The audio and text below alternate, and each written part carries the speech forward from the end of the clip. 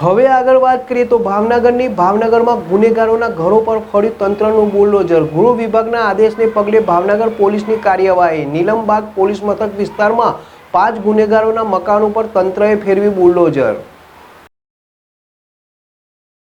ભાવનગર પોલીસની કાર્યવાહી। નીલમબાગ પોલીસ મથક વિસ્તારના 5 ગુનેગારોના મકાન પર તંત્રએ ફેરવી બુલડોઝર।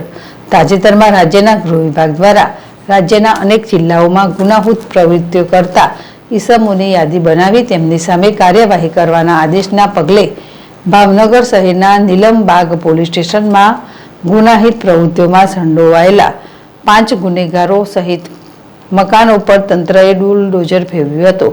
આજે વહેલી સવારે ભાવનગર શહેરના ચાવડી ગેટથી કુંભારવાડા ફાટક સુધીના માર્ગ પર ગુનાહિત પ્રવૃત્તિઓ સાથે સંકળાયેલા 5 ગુનેગારો તેમજ 32 દબાણકર્તાઓ મળી કુલ 36 મકાનો પર તંત્રએ બુલડોઝર એક્શન શરૂ કર્યું હતું। તેમાં દબાણ હટાવ સેલની સાથે ચુસ્ત પોલીસ બંદોબસ્ત ગોઠવી પીજીવીસીએલ સ્ટાફને સાથે રાખી મેગા ડિમોલેશન હાથ ધરવામાં આવ્યું છે, જેમાં 37 કાચા પાકા મકાનો, 1 કોમર્શિયલ દુકાન અને 3 ધાર્મિક સ્થાનો પર મનપા દ્વારા બુલડોઝર ફેરવવામાં આવ્યું હતું।